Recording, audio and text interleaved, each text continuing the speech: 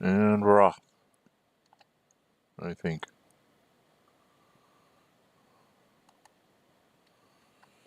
Okay, looks like we're up and running again. Hi everybody, it's Gen 608. This is another installment of the Unconditional Surrender solo playthrough of the CUCU strategy, which stands for Collapse the UK, or Cripple the UK, Collapse the USSR. I have done both of those things for a while. The UK is on the mend due to some fairly good strategic warfare turns of fate. The Germans are trying to close the Med so that they don't have to worry about Italy being suddenly invaded and taken out and possibly losing their units that might be in key positions. So that's where we're at. The West did try to did try some things. Before I go any further, if you like what you see, hit the thumbs up button. Helps the algorithm on YouTube. If you really like what you see, go ahead and subscribe and hit the notify button. You'll be notified when I schedule another stream or when I upload other videos. Most of my videos are hex and counter war games like this one. I am trying to get into some of the computer role-playing game videos. I'm doing one right now on Bard's Tale, which I'm almost completed with, and I'm looking to probably try a slightly different one next time around, but I think I'm going to be waiting until I get a upgrade to my computer here so that I have a little more speed, because in playing around with some of the computer role-playing games that have like serious graphics in them and stuff, it's very, very slow rendering based on my current hardware that I have available. So hopefully I'll get something that'll speed that up. Okay, so we're in May of 1943. It is fair weather in the warm zone, which is where Gibraltar is, and poor weather elsewhere.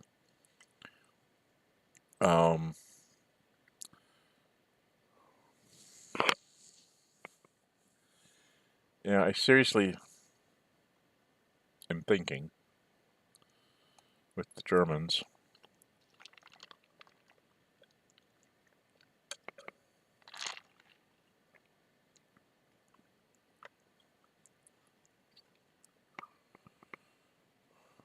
that it might be time to pull out the stops. We're at the declaration of war phase. I'm likely going to get French North Africa conquered, I'm hoping. But there's a pro marker in Stockholm, so Sweden's leaning to the west. And there's also a pro marker in Greece. So I thought here, one of them are probably going to come in. I am at 1, 2, 3, 4, 5, 6, 7, 8. I'm going to be at 9 if I take out French North Africa. And it's coming up on fair weather in June, July, August, September. Most of my efforts are going to be concentrated on Gibraltar to try and close the Med. I do have to pay attention to things like Tripoli and whatnot. Okay. I'm thinking that even in poor weather, I can conquer the Netherlands if I'm within 8 movement points. 1, 2, 3, 4, 5, 6, 7, 8. Yes. So I can conquer the Netherlands either way. I have 2 units that I can immediately garrison up there, so there's no cheap invasion.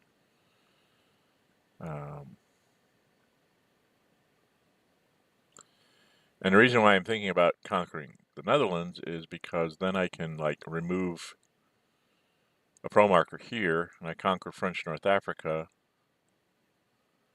I can remove the pro marker in Greece, and at least they have to take 2 successes to get something activated against me. It will take me up to 10, which means I might, during the fair weather turns, just go ahead and try and take out Greece to get another pro marker in the cup, so that I have more German pro markers, and then concentrate on trying to get Sweden in. The Brits did declare war on Ireland. I forgot it was poor weather. I probably shouldn't have done that, but it had a pro axis marker in it. So I thought I could get the retreat on the Irish defending Dublin, which is all I need in order to conquer the country. And unfortunately, the Germans managed to sneak a German infantry in there. They will stay in limited supply as long as the Irish hold Dublin. And now the Germans are threatening, because Cork is on Sea Zone 9, they're threatening to invade places like Cardiff, Liverpool.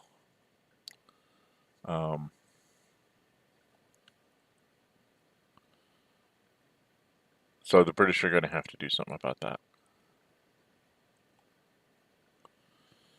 And that's why I built Home Fleet there. It's not much of a deterrent because it is poor weather. He can probably get it off. But it also means he's using his surprise attack marker to do that, which is not necessarily a bad thing. So if he does do it, I can get the 8th Army can get all the way back to Glasgow. He could try to invade to Belfast as well, which is the other issue. And I do have a fairly good aircraft here. He would be -2, 3, +2. I'd be -1 to his minus many. So I might be able to stop it that way. If nothing else, if he does do an invasion to like Belfast or Liverpool, Cardiff over here, he will be probably cut off from supply because of the airplane.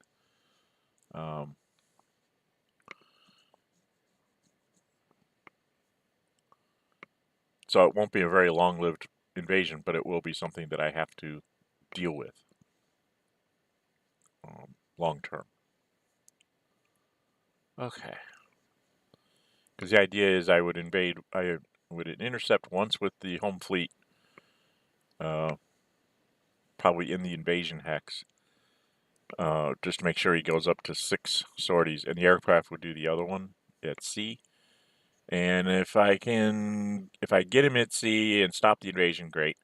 If I don't get him and he gets to go to the invasion hex, and use the fleet at the invasion hex to make sure that he's taken a second sortie. So when he lands, say, at Liverpool, he's at low supply now and flipped. He would go to no supply, and being flipped, he has to be reduced, so he would be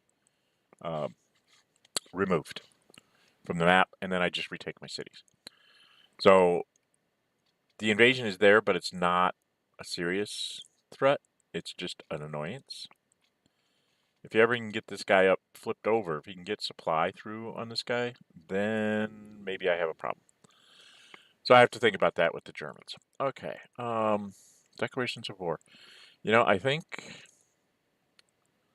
I'm going to go ahead and do this now. So I'm going to declare war with the Germans. I'm going to declare war on the Netherlands. I'm just going to admit that I'm going to end up probably at 11 or 12 countries that I'm fighting anyway. So let's just do it now and get it over with. Now, this is a quandary. There's no good place to set up. There really isn't. If you go here at Rotterdam, this guy just goes 1, 2, 3, 4, 5, 6, 7, 8. If you set up here, where you traditionally would set up, this infantry just goes 1, 2, 3. You're conquered, and then he goes back into Antwerp. 1, 2, 3, 4, 5, 6, 7, 8. This infantry moves from here all the way into Amsterdam, and this guy runs in and takes Rotterdam. So no matter where you set up the Netherlands guy, you're going to lose. So it's really kind of pointless. But just for kicks, we'll put him in the capital just to say that we put him on the board. All right, and then we're done for this turn because the weather's poor up here. Now in the west, I really don't want to declare war on these guys, but I am going to, lose them for now. So no declarations of war. Russia can't. The Germans can transfer. I've got 34. I'm not sure if I'm going to need. I think I'm going to need one of the Italians. Don't think I'm going to need any for the Turks or the Romanians. The Yugoslavs, no. Finland, no. Possibly Spain. What about the Irish? Well, if he pushes me out of my capital, I mean, that's the end. So I'm not going to waste a point on the Irish at this point. Okay. And now the United States will give one to the French North Africa, and it will also give one to the Netherlands just because they can. And there's nothing to commit on either side. You see, we don't have any markers. So it's just a straight up die roll. His +5 to my +2. And he's only +5 because he took the airplane out of Stavanger, and moved it down here because he's trying to get, trying to overwhelm me in Gibraltar with aircraft. And you kind of have to take a hit here and hope that you get through. And that everything works out.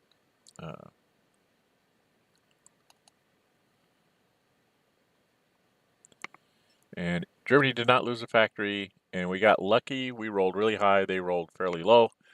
And so we popped the Allies back up one. So factory loss now is set to 4 for the West. They were down to 3 lost factories. So you can see they got 24 points here for the Brits, which is, that's nice. But they do have a lot of very expensive units like fleets and bombers and aircraft and stuff that they have to keep in the field, so it's kind of hard on them.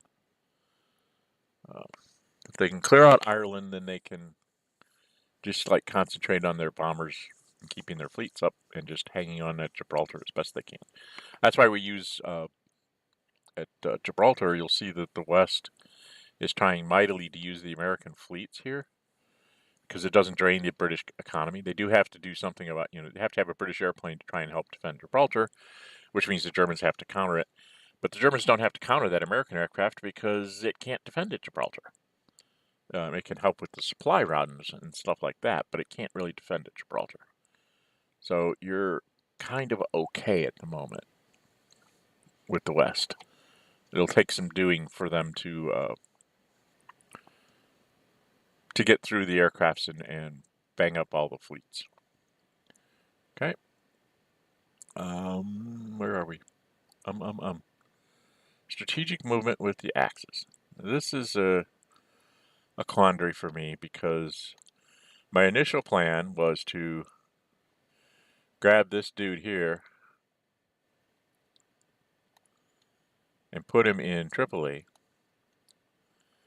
But then I started thinking about it, and I said, if I want to guarantee that I'm going to take out French North Africa, or at least have a good chance of taking out French North Africa, what I really need to do is actually move the first back into Tripoli for this turn, so that it's guarded against a suicide American surprise attack marker, just to take Tripoli away. It would be a supply issue for the Germans and Italians, and just make their life a total misery, and possibly move like British fleets in here to start intervening.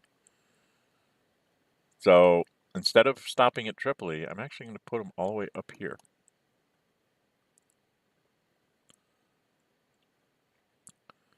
And the reason why I put them up there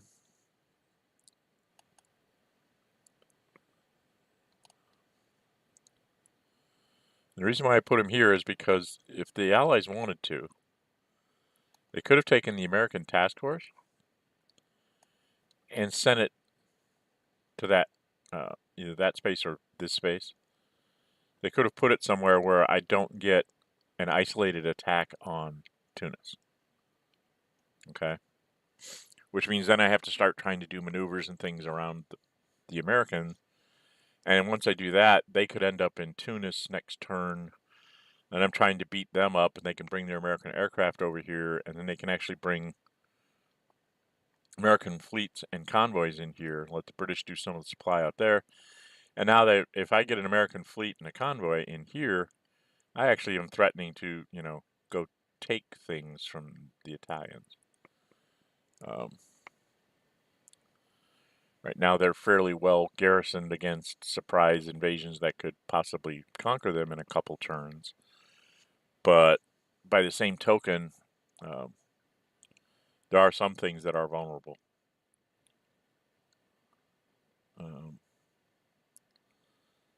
So it's there's troubles in River City.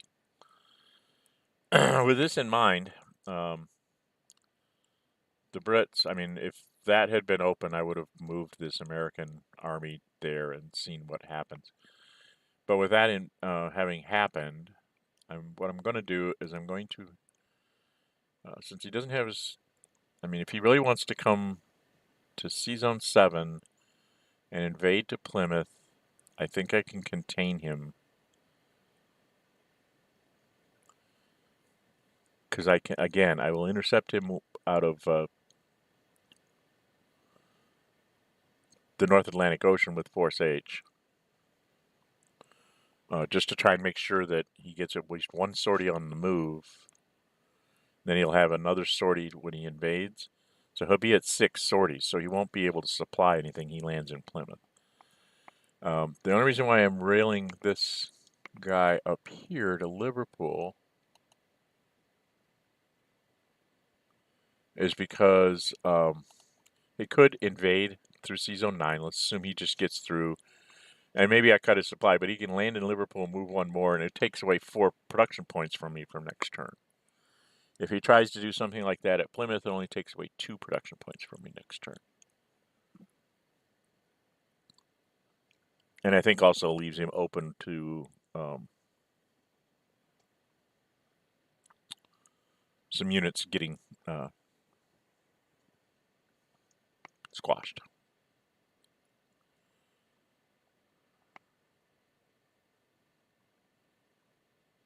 Okay.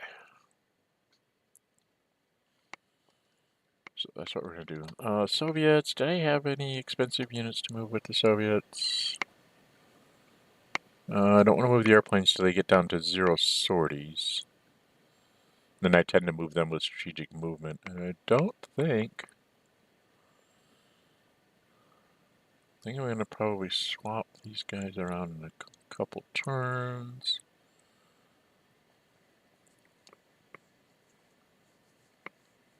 Yeah, I don't think I really have anything to strategically move with the Soviets at this point.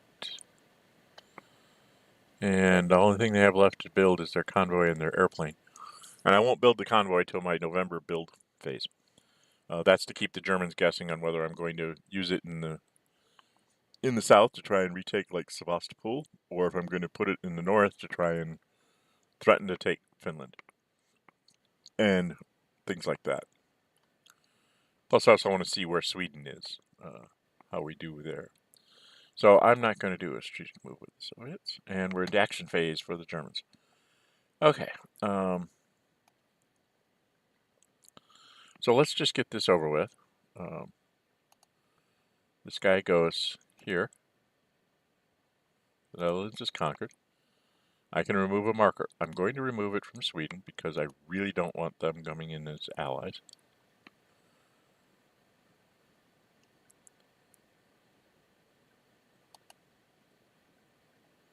And then go back into Antwerp. Back to Antwerp. And stay there. This guy, go ahead and move him here. Since the Americans have a surprise attack marker, I could see him making a cheap invasion just to annoy me. So I'm just going to go ahead and get my guys in here till I can afford to put an Italian up here. I'll usually put like an Italian somewhere along in this defensive line here because they have a tank marker, so they can be somewhat of a deterrent on an inland invasion or a long-range invasion like at Amsterdam without airplanes. So, yeah, I'll do something like that. I'm just not sure exactly what and where. Okay, that took care of that part. Quick conquest of Netherlands, which cleared a pro marker. It also put an extra pro marker in for me, so now I have 2 and 10. Okay, so I have a chance of actually getting a pro marker and flipping that all the way over to being pro-German because Finland is active and adjacent to Sweden.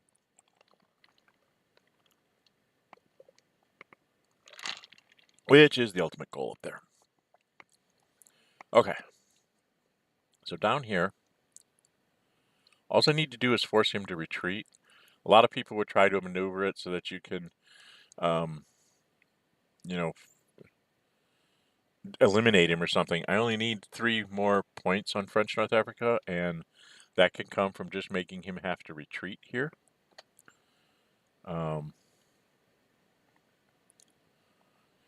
4, 5, 6, 7. I would have, if I use the Italian, I could go here.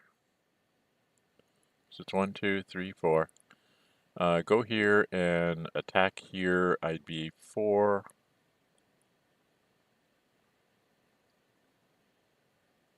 Because I could throw in this and this. I'd be a net of +3 to his 0.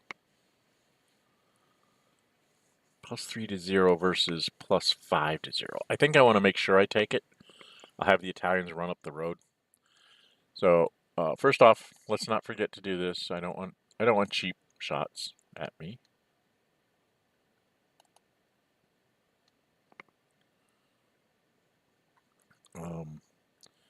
If they want a cheap shot into French North Africa, I guess I have to allow for it.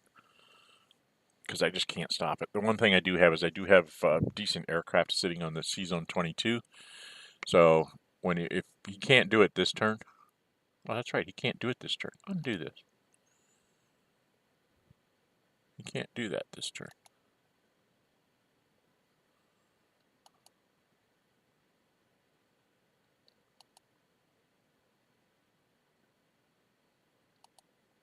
I'm not going to move him at all this yet. What he's going to do is he's going to move up to Gabe's. And then next turn, this guy can rail back to Tripoli. Because right now, since he has this convoy here, with 6 sorties, he can't come in here and pick this guy up and do any invasions. So I'm not worried about invasions at this point. Alright, so let's just go ahead and get the Germans going. They'll go up here. That's 7, 8, and 10. They will mobile attack, because they should be able to get 2 attacks off. Yeah, they got 4 movement points left, so they can attack twice. So they're going to go ahead and use their aircraft. I could throw free forces here. +5 to +1 versus +5 to +0. So let's look at the combat results table. Right now, I have a 1, 2, 3, 4. I have a little under 1 in 6 chance of holding the city. If I throw in free forces, I have 6, 7, 8, 9. I have a 1 in 4 chance of holding the city, and he still can attack me again. If he only had 1 attack, I probably would do it. But the fact that he can attack me twice with that German armored unit means that I pretty much have lost French North Africa, so I'm not going to waste the asset there, because I may very well need it in a situation like in Gibraltar or to try and re-invade someplace or something like that. So I'm going to hang on to it, especially for the defenses over by Gibraltar, because I think that's where I'm really going to need it. So we confirm the attack, we've all committed our things, and he does get, a retreat, so he just goes boom. French North Africa is conquered. And you can see I'm not allowed to place anything. All I can do is removes. So we'll just get rid of this. And then I will 1, 2, 3, 4, 5, 6, 7, 8. Yeah, I'm going to go ahead and run the armored unit down there. Try and get across to the 4, 5, 6, 7, 8. I'm going to run Italian infantry to there. I'm going to move this Italian infantry. How many points do I have left with the Italians? Let's go ahead and move him up to here. And then this is a trick. I'm not sure I want to do. But it is a nice trick. To mess with him. But it means I have to supply a lot. I have a German. I have 3 Germans. And an Italian right now, right? Because I have to go this guy. This guy, that's 2.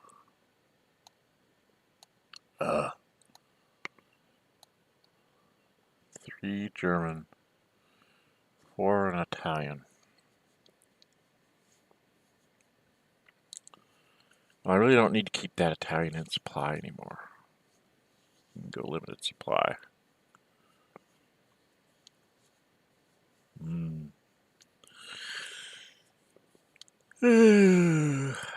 Keep the Italian aircraft in supply.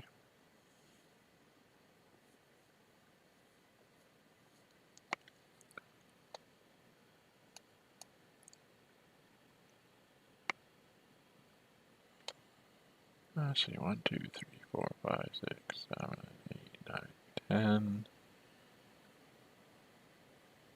5, 6, 7, 8, 9, 10. 3, 4, 5, 6, 7, 8, 9, 10. I can get into here. Okay. So, with the flights being able to do it, I'm not going to be able to do a lot with this aircraft this turn, but I think I'm going to go ahead and move him to here. And we're going to go ahead and move him up into Spain. I want him to be 2, 3, 4, 5, 6, 7. I want him to be outside of U.S. air range, so I think I'll just move him.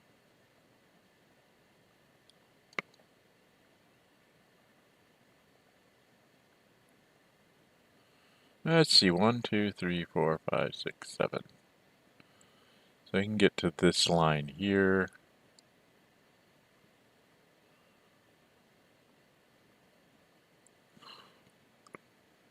Yeah, it's just taking me too long to get my sorties back on my airplanes. Probably attacked too early with the Allies.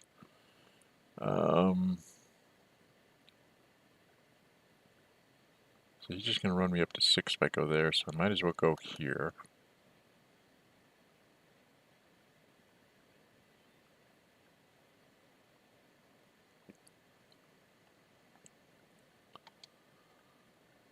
And then this is the trick I was talking about, is I'm not going to supply the Italian infantry, but I am going to supply the Italian Air Force. Oh, he can't reach! I'd have to take 2 sorties to do it. Well, it's worth it, so I'm going to go here.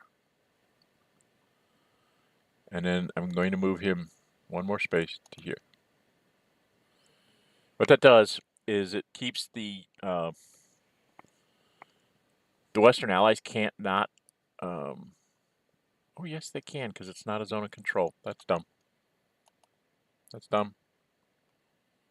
Let's undo that, and let's undo this, because there's no point.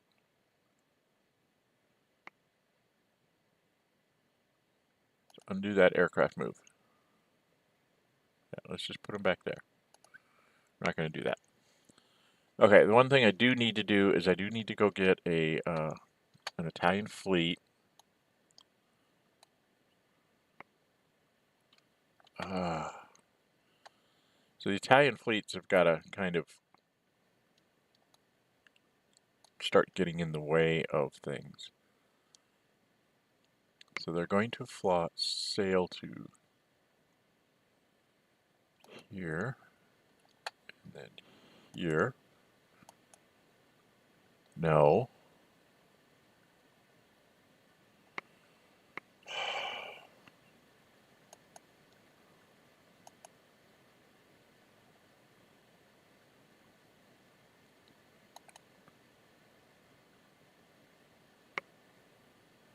Why won't it let me go through the straits?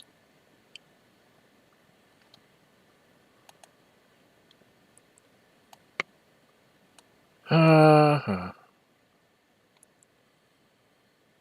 this one.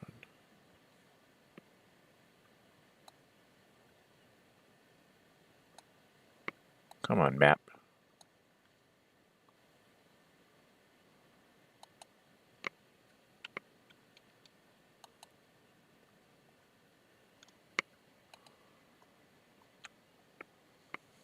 Is that letting me go through the straits?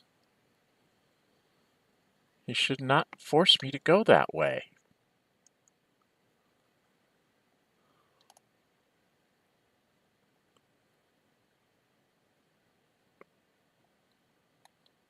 Okay.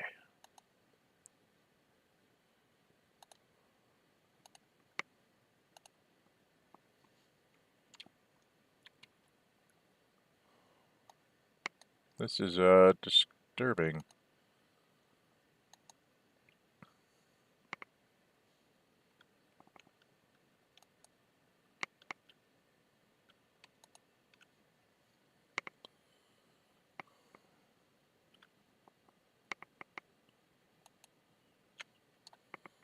Alright, so what you have to do, in order to do what I did, he's going to path you to give you the most, in the computer programming, it paths you to give you the most movement points available, not necessarily the safest path. So he's looking for the most movement points for your fleet to have left when it's getting to wherever you have it going. When you're doing supply, he tends to try and take the safest route. But he doesn't do that on naval moves because usually you're just trying to get as far as you can with a navy move. So what I did is you have to figure out which one of the strait hexes is the quote hex that he uses for transit through the strait. Basically, he says that's where you go, and then you pay your 2 to leave out of there to go in along with the sea zone. It's a programming thing, so you just kind of have to learn how to do this. I think I just click on the hex. I can't remember if I have to use control or not. I know I just kind of do it instinctively. But anyway, now I have an Italian fleet over here to at least try and interfere with any nonsense that he does in Sea Zone 17 and 19 and 18 and 20. Yes, it's an Italian fleet. Yes, it's not really all that much of a threat, but at least it's something that can run up, force him to have to, if he does anything, to have to supply using fleet escort and stuff like that. And I originally thought that if I put the airplane next to Algiers, he couldn't strategically redeploy the Americans there, but yes, he can. Because airplanes don't have zones of control. So I may have to continue the saga of the garrison unit rolling forward here.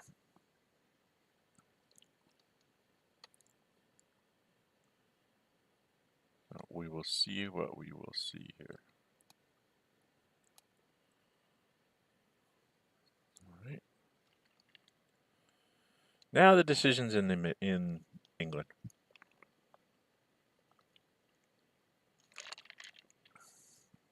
As I discussed, I mean, I could try to do a silly invasion here in May in poor weather, and take Cardiff or go take Plymouth, and but I don't have any sorties really on my convoy.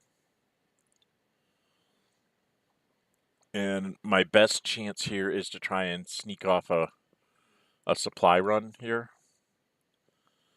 So my thought was, it's poor weather, so he's going to be 1 for British, 1 for an armored unit, 1 for an airplane. He'll be at 3. I can attack with 1, 2, and if I throw the ground support on him, so it'd be 2 to 3, not likely to get a retreat.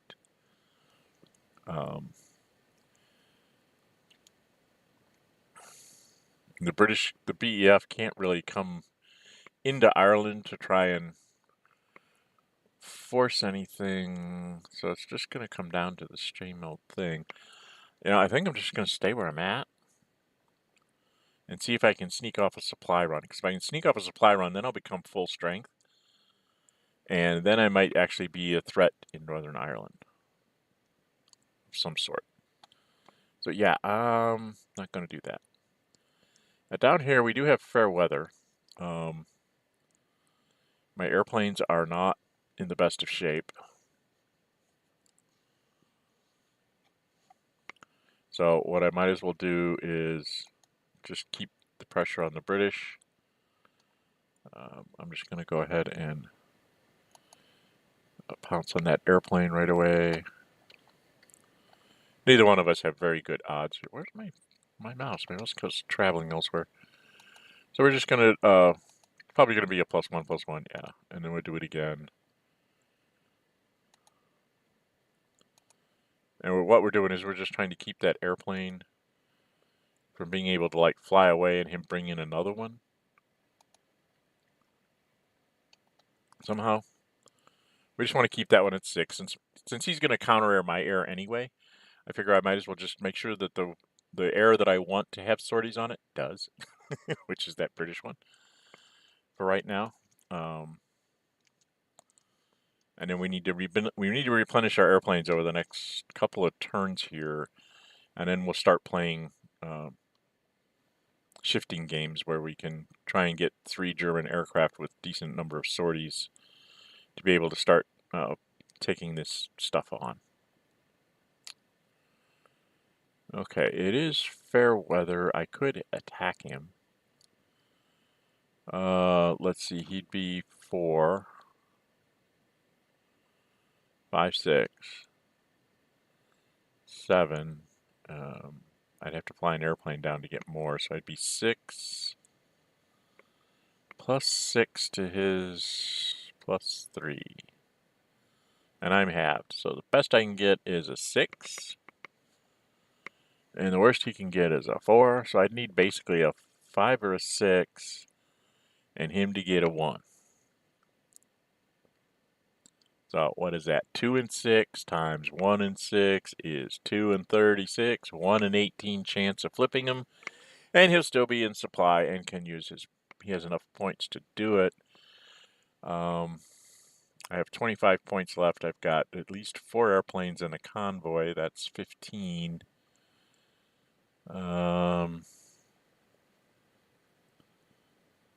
Let's see, if I move the Spanish out, I could be 4, 5, 6, 7, 8. That'd be plus 7. So 5 or a 6.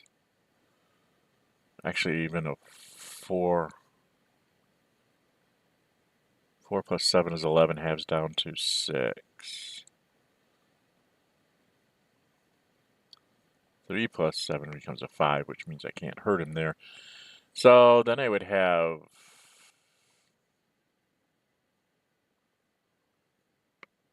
5, 6, 7. 7 plus 6 is 13. That halves to 8. I have a little better chance of flipping him. There's no chance of getting him in a DD situation.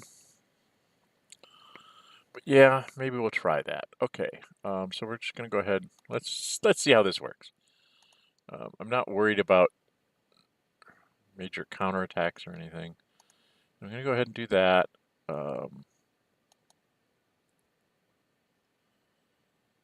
The Spaniard, he will move. Where will he move? He will move. He must get out of the way of the German armor. Oh, for right now, he'll just move here.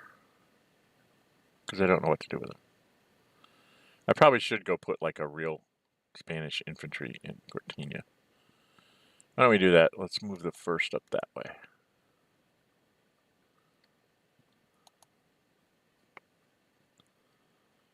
And then we're going to move this armored to here. We're going to assault. Yay. And we'll make this Panzer, whichever one that is. Who is that? The 4th Panzer is the guy who's attacking. So now I'm +7. I could go up to +9. I could call off the assault, and I could drop the airdrop marker, which would make him +1. Force him to use the free forces to make him +2. I would be +7 to +2, +7 halved to +2. The reason why I don't want to use the heavy artillery here, well, if I'm going to use the heavy artillery, I'm going to have to use it with airdrop marker, and I really think I want to wait and try and use all that on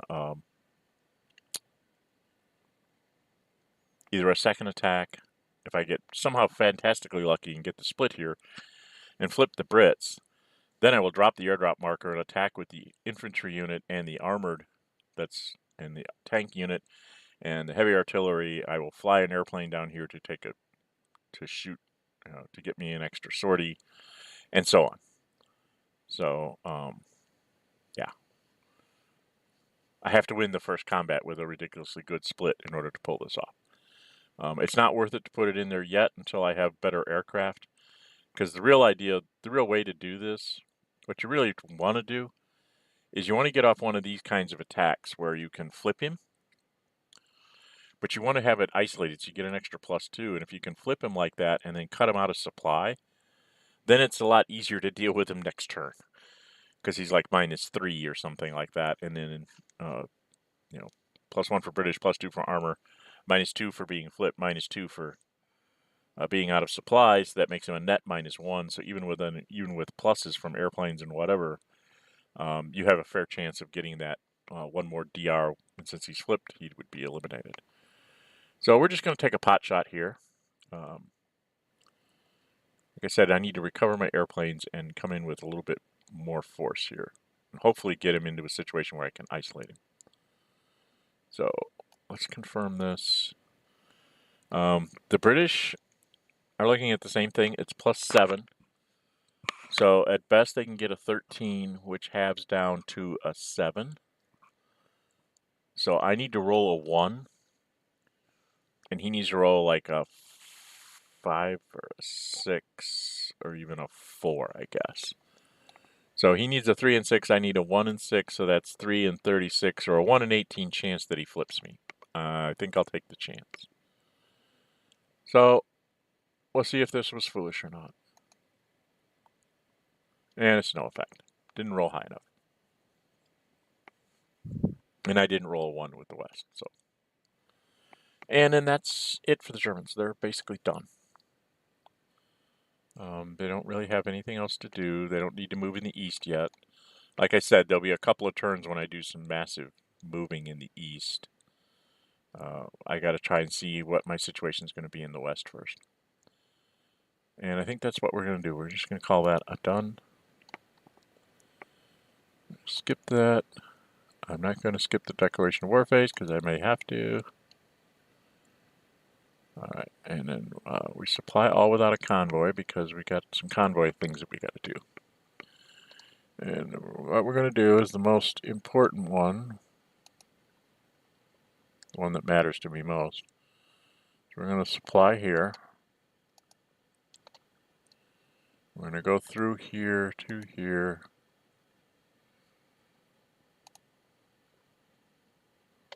Confirm the naval path. And I can intercept with all sorts of units. If I go with Force H, let's see, I'm only minus... Normally I'm +4, but I'm -2 for poor weather and a -1 for carrier in poor weather, which makes me, and another one for this. Means I'd be a 0 which is the same as the American fleets going in.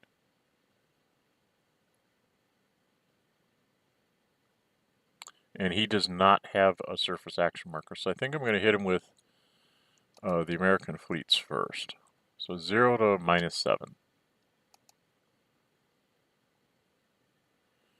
And I did not get him with the first American fleet, so I'm going to go after him with the second American fleet.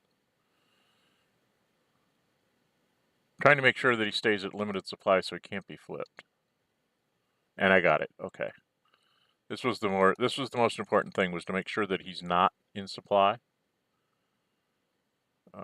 So now he has to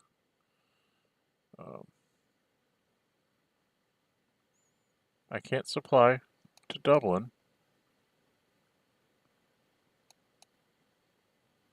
Have I misread the supply rules? Oh, I can't supply to Dublin because I'm going through a rail line.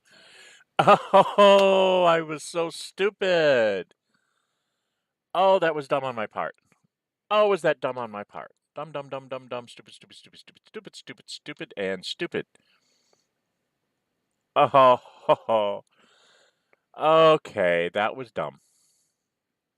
Oh, what's going on here? Because the British are here, they have his own control over this rail line. I actually needed to move this German up to here to keep him at least in limited supply from Dublin, or at least one hex off of Cork. Because I can't go through that rail line because the zone's of control, so I am going to be at no supply, and I will be eliminated in the no supply phase. Oh boy. Dum dum dum dum dum. Dum dum dum dum dum. Let's see. Supply, and supply him. And then there's one Italian that gets supplied. These guys, no. And, no. And, Tunis, Damascus. Alright. So we're fine.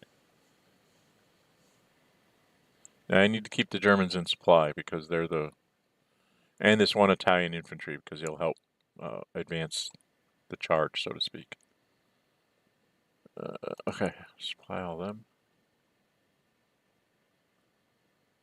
So that was a dumb mistake on my part with the Germans.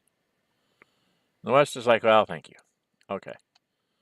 So the most important thing to do here is to see if we can get him pushed out of there. So let's just go ahead and do that.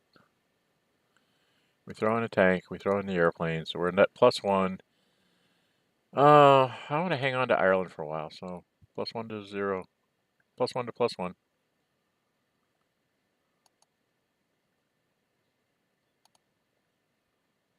And I got my defender retreat anyway. A 4-1 split. That's all it took. Basically, if you're even like that, you've basically got to beat your opponent by 3 on the split. And if you do, then you take care of business.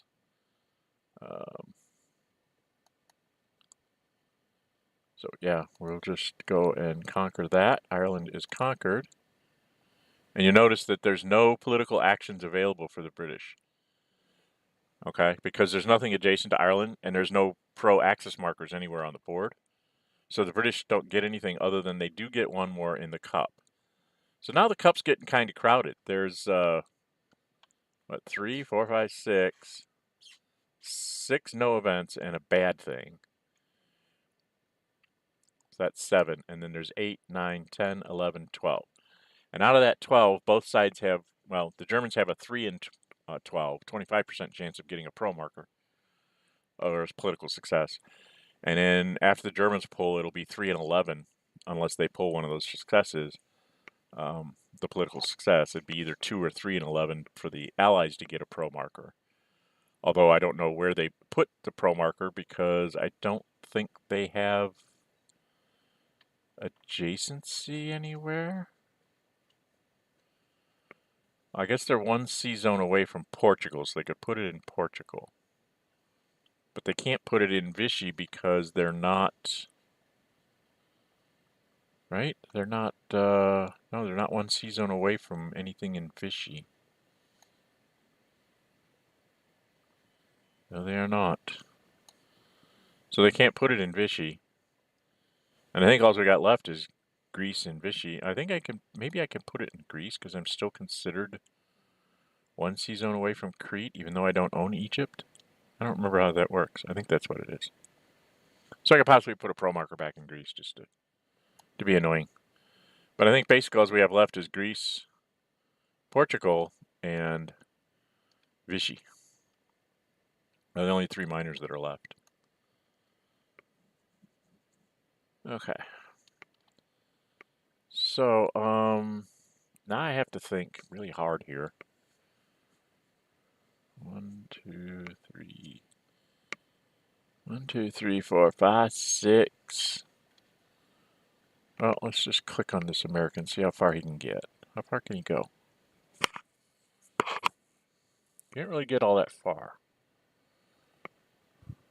I really don't want to rail him to Algiers because then I have to just suffer attacks.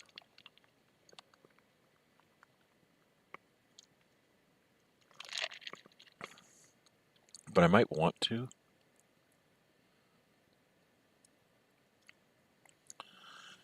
Oh, what a quandary. Because I kind of want to get, you know,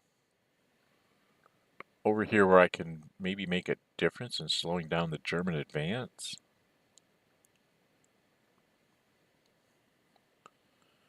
So how about if I go here?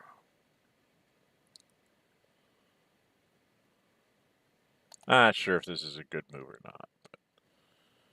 And then I'm going to fly this airplane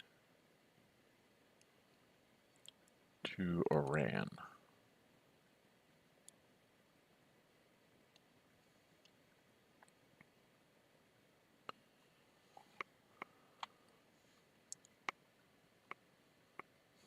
Yeah, and then from there I can go hit that German aircraft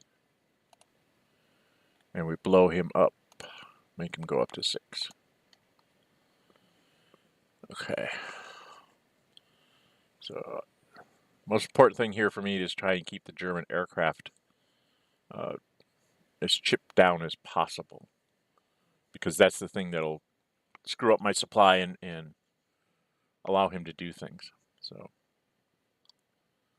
all right. I believe that is all we have right now. Sometime in the middle of the summer, the Germans will probably break through here and push me aside. Are there any British? There's no British shenanigan moves here.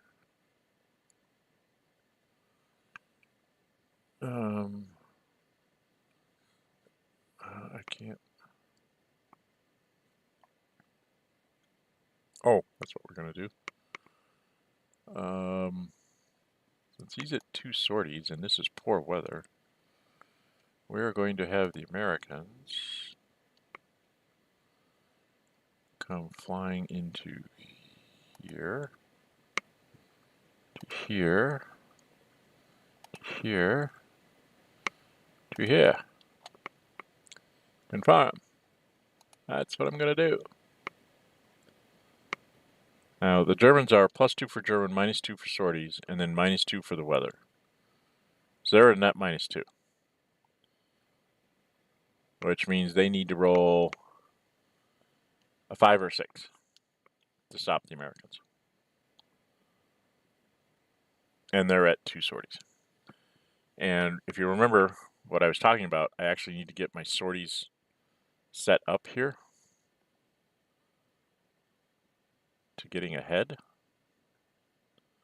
of the Allies. So I am going to go ahead and take one shot at the Americans. I'm going to let the Americans go.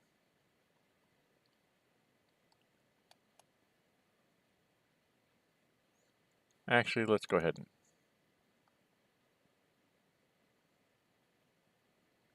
let's see if we stop them. Nope, we don't stop them.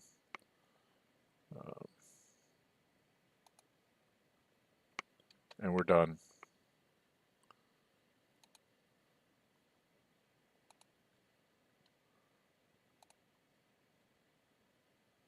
Okay.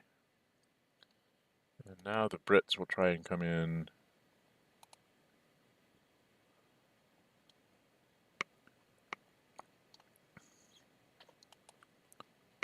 Oh, is this way open? Did I screw up?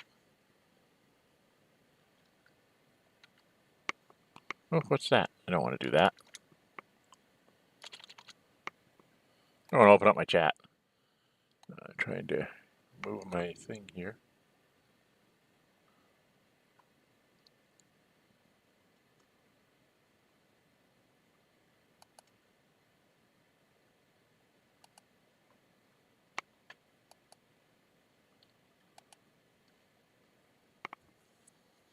Oh dear, look at that. I can get all the way to Leipzig. So we'll confirm. We'll go wham that. Yeah, I messed up. German aircraft's in the wrong place. And the British are going to go ahead and hit again.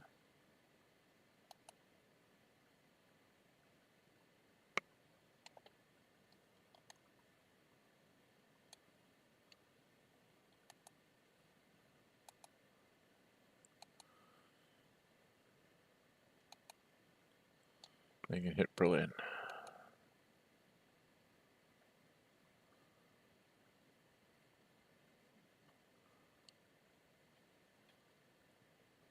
Yeah, this airplane needs to be like here. So that was a mistake on my part. So a couple of errors there for the Germans. Things that you get to learn about bombing paths and stuff. That place, that way used to never be open because there was an airplane sitting in Stavanger that would just decimate anybody sailing through the North Sea. But because the Germans are trying to concentrate on taking out Gibraltar, it lets me get off a few bomb markers. So next turn, it will be +5 to +5 in the strategic warfare, which is a good thing because I believe the Germans get their submarines next turn. If I remember right. Don't they? Yeah. They get their submarines next turn, so it's a good thing that it'll be +5 to +5. Might give me a chance to not lose a factory. Maybe I'll get one back anyway, because I don't get my ultras until the following turn. So Germans have one turn of advantage in strategic warfare, at least. From the West standpoint, I'll get my partisans, ultras, and I do get a ground support next turn. I will also be able to make the 5th task force into a real army next turn. So it'll be a full armored armory. So that'll be something. Still always bothers me that there's an American tanks marker that maybe it gets used once, or if you're lucky, twice the entire game. It just seemed like a real waste of cardboard to not have some other rule for it, but I'm tinkering with an optional rule that I'll make a counter for and put it in the Vassal module for testing. But basically, it says something about when this American army comes up, that tanks marker comes in 1 to 6 turns later, and it's actually a UK tank marker, but it has a die on it. It's not automatically coming back every turn. It's like the American reserves build up enough where they can give them to the British. So it's basically an extra tank marker every 1 to 6 turns. It sounds like it might be a doable thing. It lets the British with their garrison armies actually have a little bit of punch, because they could have up to 3 tank markers to use with them, especially like in assaults or something like that. But I'm just tinkering with ideas. Okay, I think we are done. I pushed up here to try and slow the German advance to here.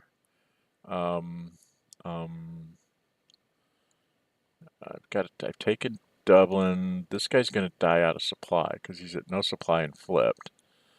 So, oh, that's tricky, sneaky Germans. Yeah, tricky, sneaky Germans. I got a tricky, sneaky that I'll show you, because the British do have to take Cork. They can't let the Germans sit there. And when they do, then I'll be able to do a tricky sneaky with the German convoy.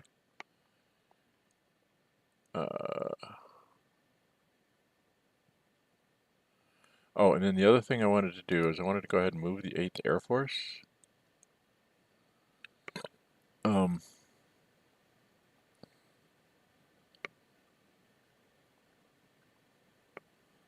Is it Newcastle? Newcastle, I think it is.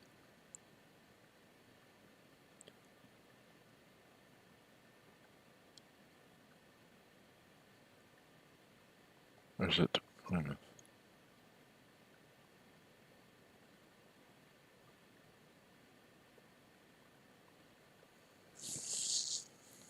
He's got nobody can really move in there.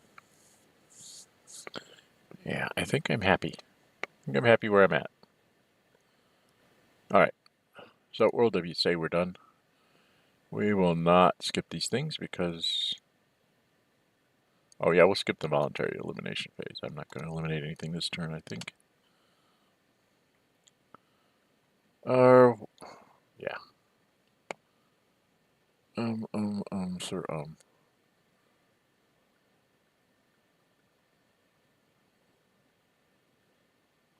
Alright, don't... Okay, yeah, just want to make sure the convoys are being split up properly. So they'll all be at 4s, and then they'll all be at 2s next turn. Yeah, that sounds like a good idea.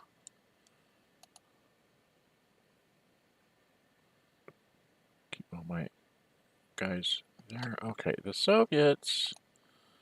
Did I have any shenanigans? Just trying to think if there's anything I want to do to the line here.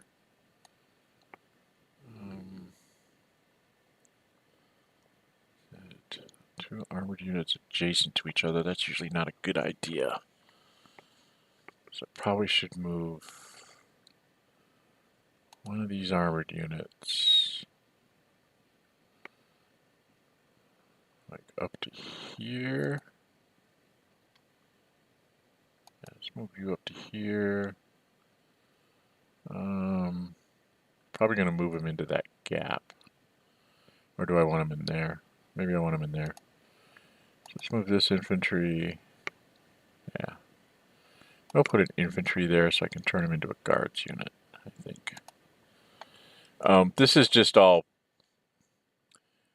literally, it's shenanigans that you're just kind of shifting the armies around, trying to make the Germans think. If the Germans are like committing, trying to build a line early on, and you start shifting things around, then they're like, oh, wait, maybe I need to move something up here. And you get them to waste production points. If you notice, as the Germans, I ain't even bothering. I ain't doing nothing until like September. Once I know what the situation is in the Mediterranean, if I'm going to end up not having enough armor over here, then I'm going to have to send some infantry, maybe some Italians. It's just a matter of I have to see what my garrison requirements are, and then who can I spare to come defend against the Russians, the Soviets here, because whenever they, when they come into war, they're going to be able to push fairly hard. The idea is to slow them down as long as possible, so that they're fighting along the Dnieper River in the summer of '44. They're fighting along the Dnieper and the Duna in the summer of '44. You're doing good, because it's a long walk. If they make 2 or 3 hexes every turn in the summer, they barely get to the weather line here, the Soviet partition line. That's where they would end up in going into poor weather in '44 to '45, and then they might make a couple of hex rows then, but then they're only going to have 2, maybe 3 fair weather turns in '45, and they have a long way to go. And with all the willpower I have, the 82 willpower, they basically, between them and the West, they have to take every German city, because you can't kill the army enough to bring them down, because the Germans only have like 40 points in cities. So you'd have to take their army down, they have like 20 some points in their total army. So you'd have to like destroy their army 2 or 3 times completely to bring down their willpower to the point where you wouldn't have to conquer every city. So it's a very tough road for the Western Allies and the Soviets in this particular strategy line, if it works. Now, mind you, if it doesn't work, it's probably to your advantage, because then the Germans, like, if the Germans can't close the Gibraltar here, now they've got to leave at least a semi-defensive force in Spain, because you just can't let the Allies just walk through it, right? So you're going to have to leave a couple of German units in Spain to help the Spanish. You're still going to have to defend the French coast. You're going to have to worry about Norway because you don't have Sweden to help garrison it. So the Allies can hit you in Norway, they can hit you in the Middle East, they can hit you in France, they can hit you through Spain. They have lots of places to go, Western Allies, and with their fleets, they can go just about anywhere they bloody well want to. So you have to kind of keep a mobile reserve and figure out where they're going and then, run off in that direction. In order to do that, it means all your armor is going to be in the west, essentially. Which means the east is going to be defended by pretty much infantry and maybe one armor. If you're lucky, you can sneak a second armored over there for the summer of 44. And aircraft-wise, probably the German Air Force is going to have to wait until they see where the Americans are committed. The West is committed. Once they've committed the majority of their armies in aircraft, then you know how many aircraft you need to try and thwart them, and then maybe you can spare one for the Russian front, for the Eastern Front. But pretty much the Eastern Front is just going to be delay, delay, delay. Move to the next line, move to the next line, with very little air support. At least that's one way to try and do it.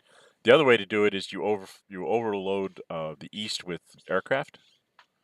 You shove your aircraft there and say the heck with the West, and just pummel the Russian army at the beginning of the summer of 44, and just like decimate it so that it's not back to full strength until September of 44. Then they're not a threat, and then you have to fly your air back over to deal with the Americans.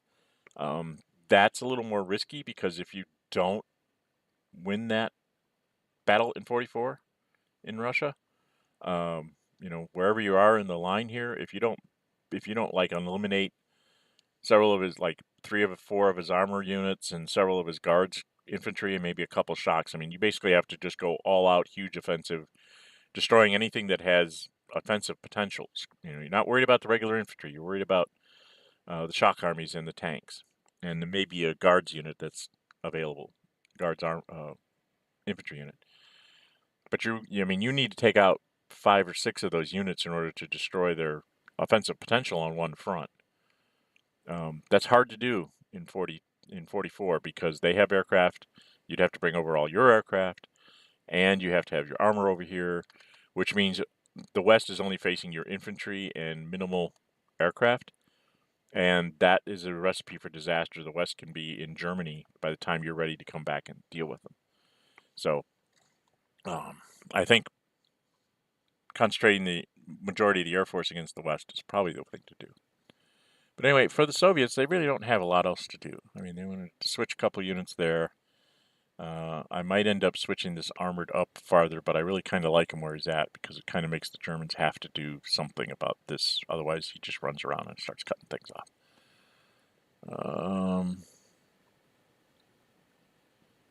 Well, that was one of the things I was going to do with the Germans, wasn't it?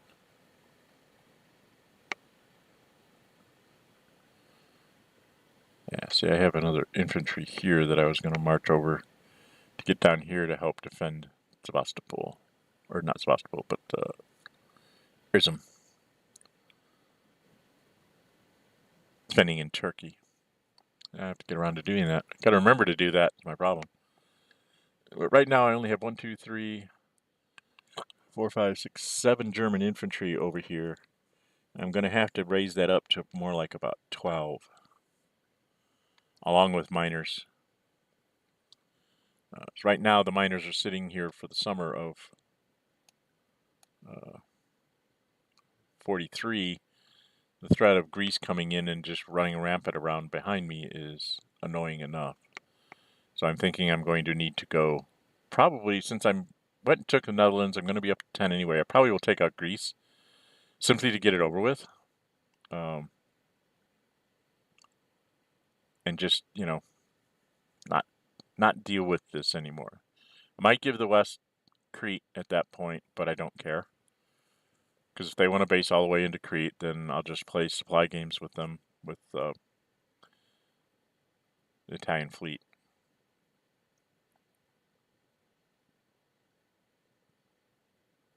Yeah, I think that's what we'll do.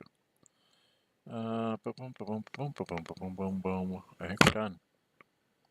Yep, I'm done with Soviets. I don't think I have anything else. Yeah, we're not going to do that. And I'm not allowed to declare war, so it doesn't matter. Supply them all. Alright, so we're to improvement. Well, the Italians is simple. They got to keep their convoys intact. Maybe one of these turns when I'm not moving in Italian infantry, I'll be able to get this fleet back down to 0. The Germans have 21 and they need to save 5, so they only have 16. But they only have 5 things to do, so they should be okay. All right, and you see that the infantry unit here just went poof in Cork because he was at no supply, and at no supply you have to reduce yourself 1 step, and he was already reduced from when he moved in there. He got reduced by being intercepted.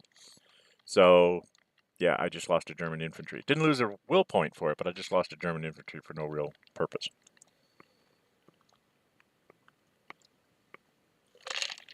So, that's the way that goes. All right, that's the Italians. The British. The British. Okay, first off, let's just do the Allies.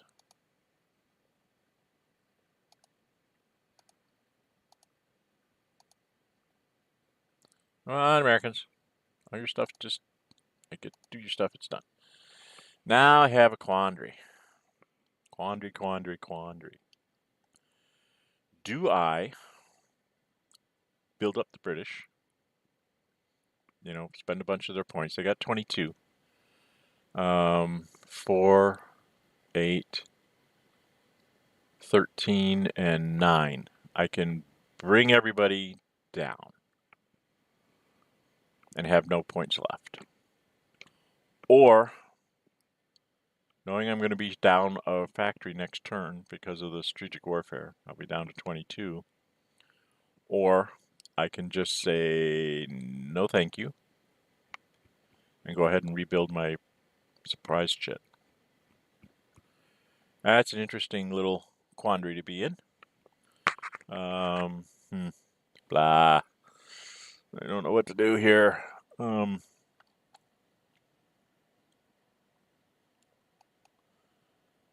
Part of me says that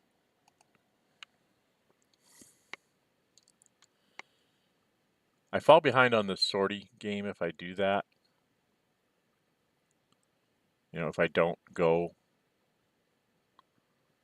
for it, I guess I'm just going to have to try my luck.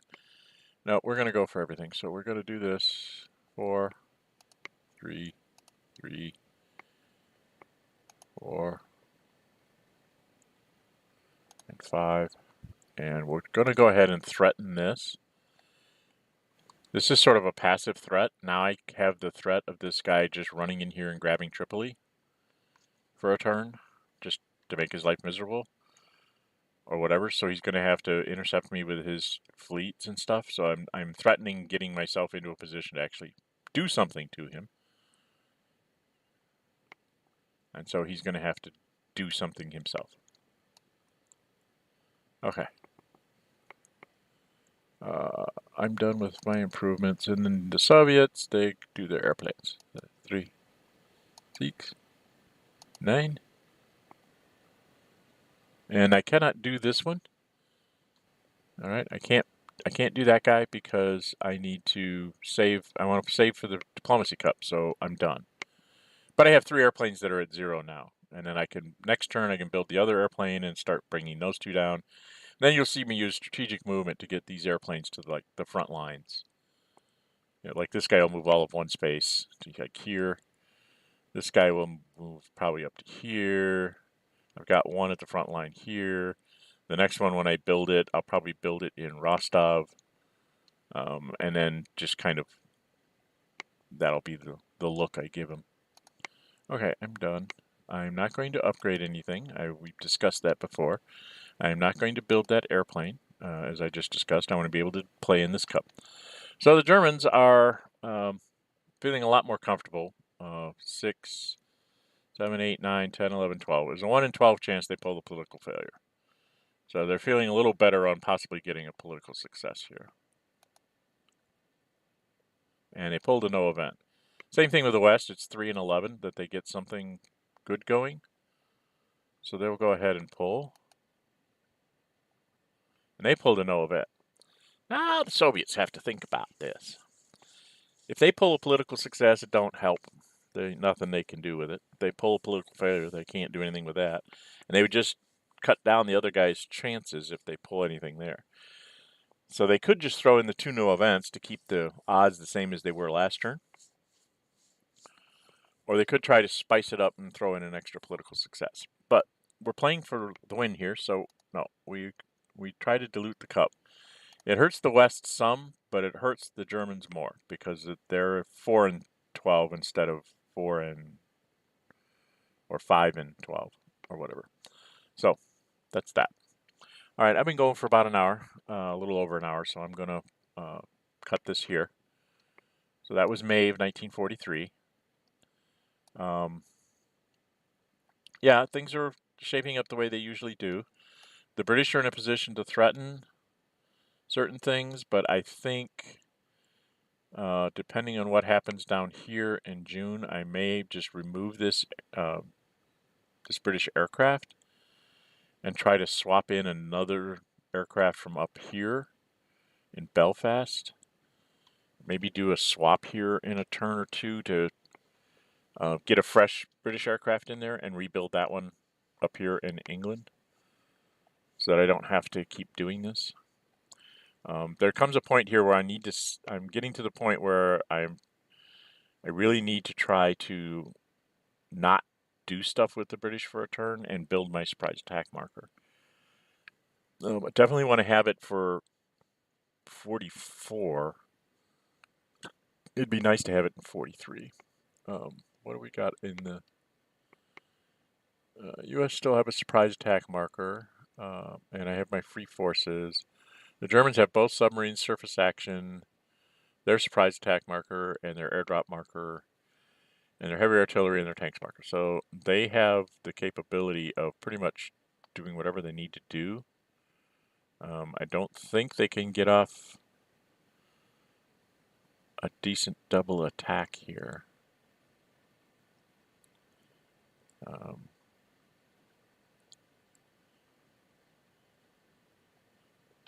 think what we may end up having to do is 2, 3, 4, 5, 6, 7, 8. Oh, we can do it that way.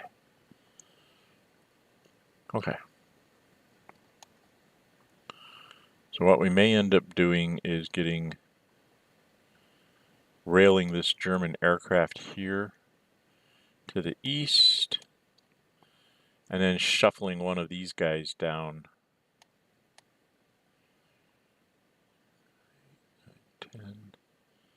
You still couldn't only get to Spain with 3 sorties.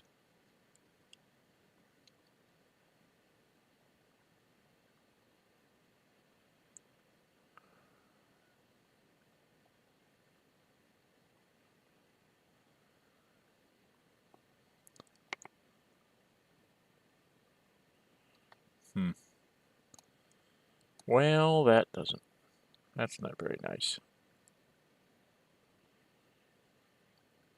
Oh well, I'll have to think about that on how I'm going to deal with this. I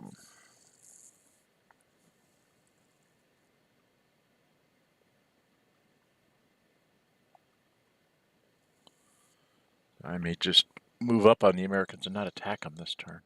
Okay, well, that's strategy for the next time around. All right. So, that's Unconditional Surrender. That's May 1943. We will start June 1943 the next time I do this. Don't know when the next time is I'm going to be able to really stream this.